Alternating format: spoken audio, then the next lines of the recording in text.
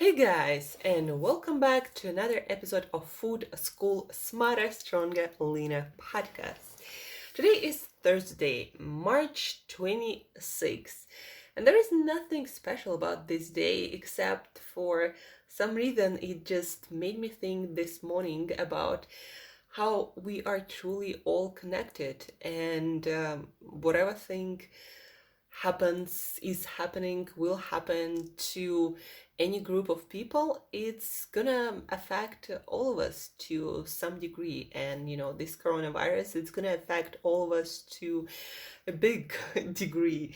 And when it comes, for example, to food system, guys, it made me realize very clearly, even more so, that we're all connected even through our food. It's a rare case that some country, I don't even know if there is such a country, that some country grows all its food and not dependent on any other foods or crops brought from other countries. So for example, if you're a fan of olive oil made in Italy, then probably it's going to be soon in not short supply, because we probably made a lot of it, but there's not going to be as much available for a while until this whole coronavirus goes away, or I don't know, becomes more manageable somehow. Or India, for example, right now on a 21-day lockdown officially from yesterday, and so whatever was grown there, it's also not going to be grown or managed that effectively. Here in Siberia, almost everything is brought from somewhere, so we are also affected to a huge degree by different food crops around the world and countries who are experiencing a lot of disturbances to workflow, to food production because of coronavirus. So we are all affected, guys. And the point of me talking about this is now we understand that we are all connected. So let's invest all together into building better systems. Let's live any day, any place, any moment better than it was before us. Because at the end of the day, we all will come back to that place, or it will come back to us in some way or the other. So whatever world we're building each and every day with each and every of our actions, our thoughts, our whatever we do, it's gonna all come back to us, just because we are all connected. And the way we influence the world every single day is gonna affect that world, and it will come back to us. And now more than ever, we will all understand this simple truth. So when you get out there and you meet people and you see people online or offline, understand that every one of your words, of your thoughts, of your actions, it's building the world that you are going to live in. So build a beautiful world. Let's build it together. Besides that, let's talk about food, guys. Today we are talking about cooking our food, and not so much about recipes, but cooking and as related to nutrition. We in different labs we can analyze how much of different vitamin or mineral certain food has, but what a lot of times we don't talk much about is the amount of that nutrient, let's say vitamin C in a certain food, let's say in a bell pepper. It also will, like, how much of that vitamin we actually will get while eating that bell pepper will depend on how we cook it and how our digestive system works, and besides that, also how our overall metabolism works. So when it comes to cooking and nutrients, we need to understand that some cooking methods preserve vitamins and minerals, certain vitamins and minerals, better than others. And so when we cook our food, it's important to understand that our cooking methods affect the nutrient content of foods. And so if I'm talking about bell pepper that is super rich in vitamin C, in fact it is the richest food in vitamin C. So when it comes to bell pepper, it's not the same if you eat it raw and if you cook it. from what we know, depending on how you cook it, if you steam your bell pepper, you're probably going to get, if not the same, then close to the same amount of vitamin C. But if you, let's say, fry it, then probably a lot of that vitamin C going to be lost. The longer we cook, the higher the temperature, the more certain vitamins we lose. And so today we're talking about the best cooking methods to preserve certain vitamins and minerals that tend to be affected by the methods of cooking. So cooking changes the nutrient content of our food, how much of certain nutrients our body is able to absorb. For example, the protein in cooked eggs compared to raw eggs is 180% more digestible. So if you are for protein in eggs, then you gotta eat cooked eggs. And by the way, guys, cooking eggs is not just safer for consumption, but also in raw eggs, there are some anti-nutrients that actually prevent our body from absorbing certain nutrients. So it's best, for example, to cook your eggs than to eat them raw. Some vitamins and minerals, water-soluble vitamins like vitamin C, B vitamins, B1, B2, B3, B5, B6, B9, B12, very important vitamins. Also fat-soluble vitamins like A, D, E, K, and minerals like potassium, magnesium, sodium, and calcium, very important minerals. Those are affected by the way we cook our food. So let's look at different ways of cooking our food and how they affect nutrient content of these foods. And also guys, raw is not always better, even for vegetables. It's actually proven that, for example, when you cook carrots and tomatoes using stir-frying method with some amount of olive oil, all the nutrients are absorbed much better than in raw tomatoes or in raw carrots. But let's get back to particular cooking methods. Boiling, simmering, and poaching. So basically different ways of cooking our food with water. Poaching usually means temperature somewhere around 82 degrees Celsius, simmering about 85-93 degrees Celsius, boiling 100 degrees Celsius or 220 degrees Fahrenheit. So boiling is the highest temperature and you usually use the most water. So vegetables that are generally a great source of vitamin C, for example, they lose a lot of it when cooked in water. So boiling reduces the amount of vitamin C the most, for example. Your vegetables may lose up to 50% or more of their vitamin C when boiled. Vitamin C and a lot of B vitamins, some of them can leak out into the cooking liquid. And if you consume that cooking liquid, then you're going to be able to preserve more nutrients, but not 100%, because something is still just going to be destroyed because of the heat.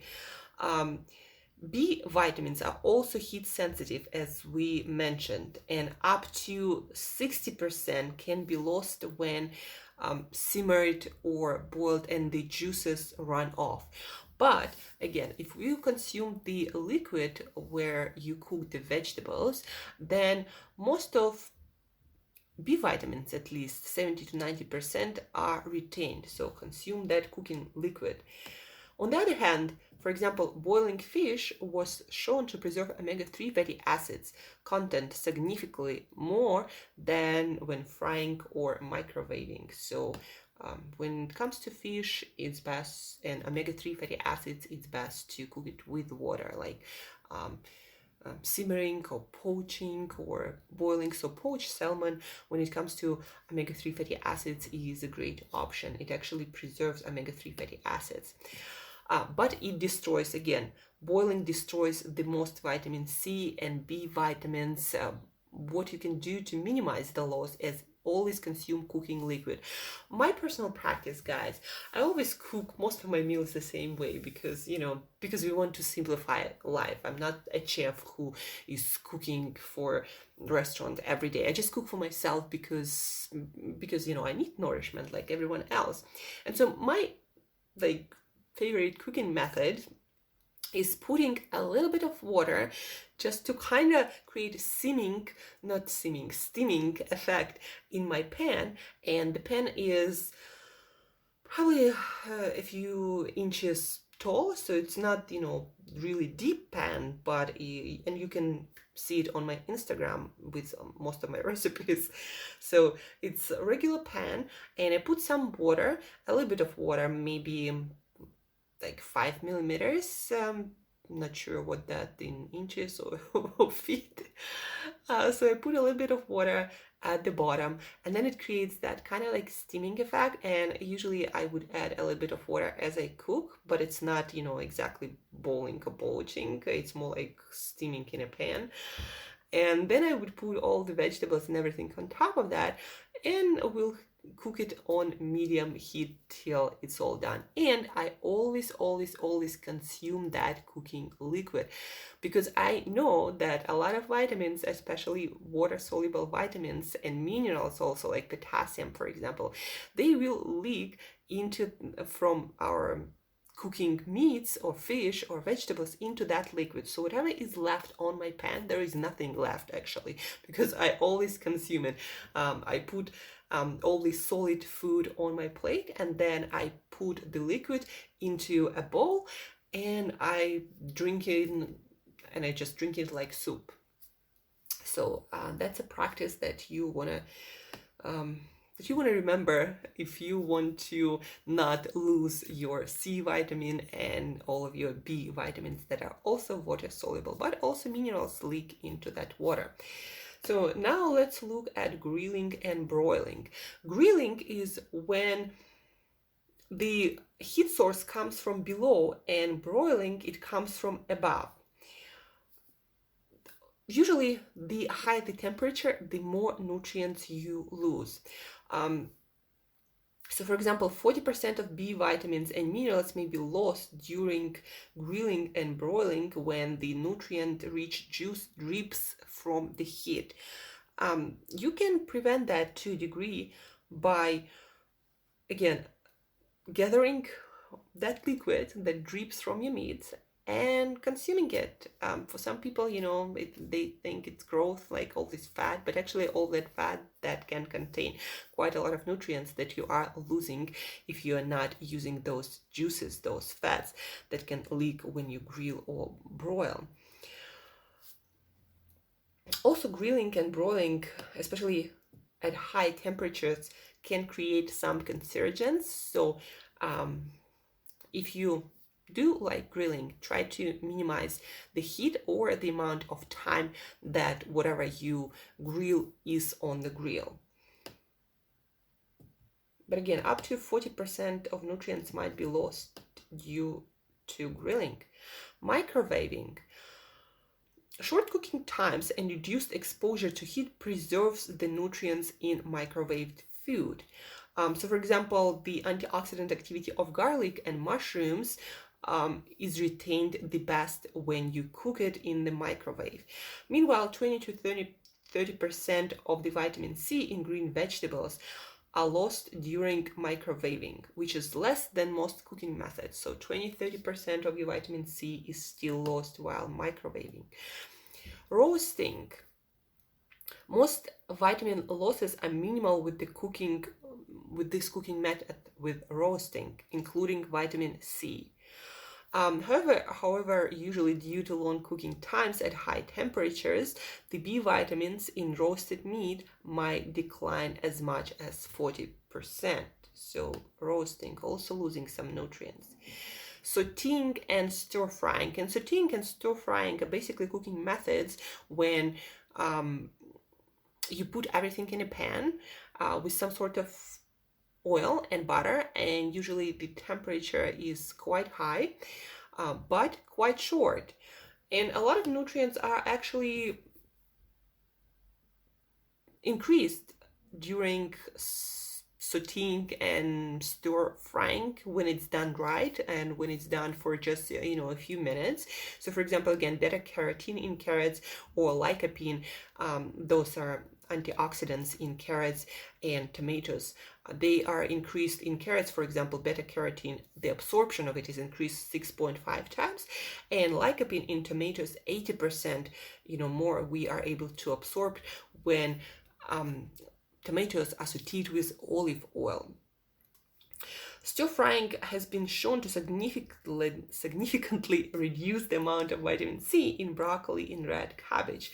So again, nothing is perfect, but for tomatoes and carrots, stir frying, sauteing might be a better option. Frying involves cooking food in a large amount of fat, usually oil, at a high temperature. Fatty fish are the best sources of omega-3 fatty acids, for example, but those fats compared to cooking with water, like boiling, actually going to be destroyed due to very high temperature with frying. Frying preserves vitamin C and B, and it may also increase the amount of fiber in potatoes by converting their starch in resistant starch. But while frying also, there can be some cancerogens created. When we heat the fat at high temperatures for quite some time, then we can create a lot of compounds that increase oxidation and can create compounds that can be pro-cancerous. So yeah, that's for frying. And steaming, guys, one of the best cooking methods for preserving nutrients, including water-soluble vitamins, which are sensitive to heat and water. So researchers found that steaming, for example, broccoli, spinach, lettuce, reduces vitamin C only by 9 to 15%. And compared to other cooking methods, let's say microwaving causes the loss of 20-30%, boiling can be 50% and more. Frying, depends on the nutrient. Roasting can also 40-50% can cause the loss of nutrients, but steaming is just 9 to 15%.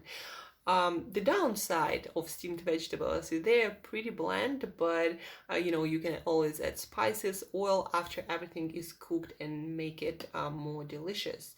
So general advice for cooking our vegetables and also our meats and fish.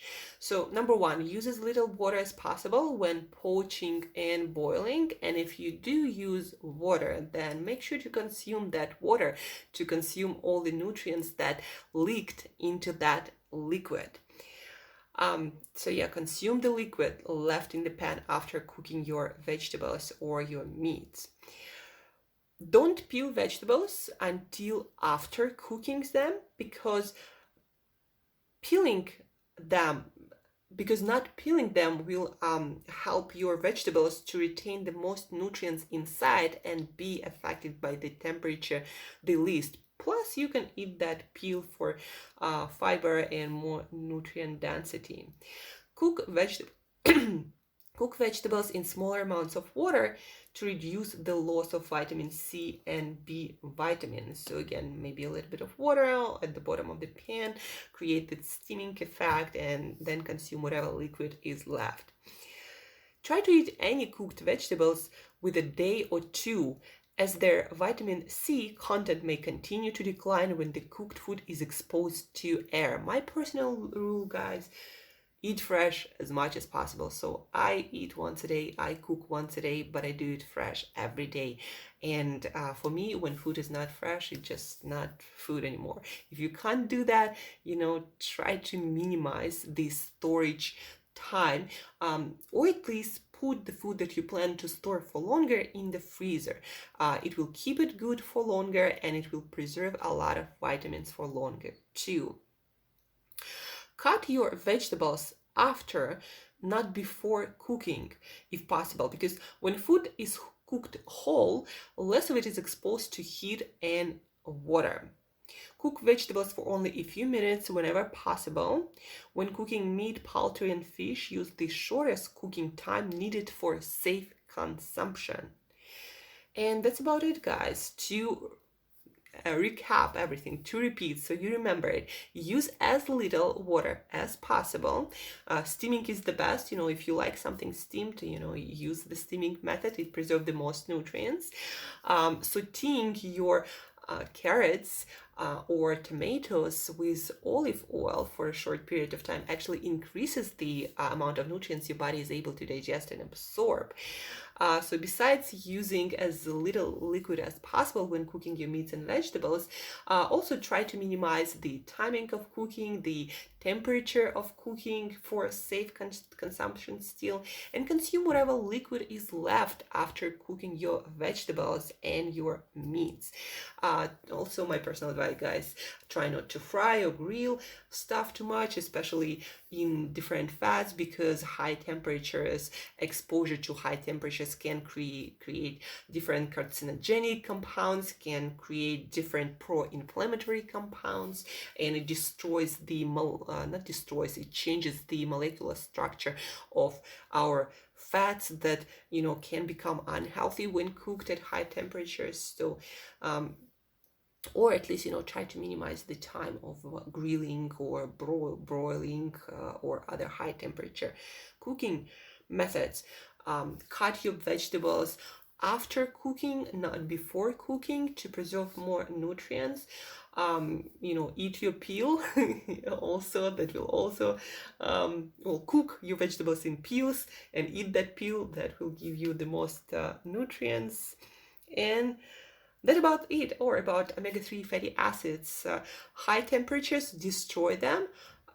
Normal temperatures, and especially something like poaching, may actually preserve those omega-3 fatty acids. And that's it, guys. So it's not just about what food has, but it's also how we eat it and how much our body is able to absorb and digest of that. Again, we're not cows, for example. We can't eat grass because our digestive system cannot absorb and digest it. Also, for example, cooking our eggs makes it more digestible, and we can absorb, for example, more protein from our foods and also more calories. So again, it's not just the food, it also matters how we cook it, how our digestive system works, the health of our digestive system. So it's a little bit more complicated, but I hope you found these cooking methods useful, these cooking methods, tips when it comes to nutrition and preserving the most nutrients in our foods useful. Use them. If you have any questions, reach out. I'll give you even more details, like for example, why you need to crush your garlic and wait for 10 minutes before eating it or cooking with it if you want for it to have antibacterial, antiviral effect. I know so many details, guys. So if you have any question about any food that you are eating more or less regularly, or maybe food group, then reach out, ask questions, and don't forget to share this episode with someone who is also interested in increasing nutrient content of their food. I'm sorry. Hopefully that's not the coronavirus. Soon we're all gonna be joking about that. That's it. Thank you for listening, guys. Stay healthy, well, and optimistic. And as usual, till next time, eat better daily. And now you know how to cook it better daily too.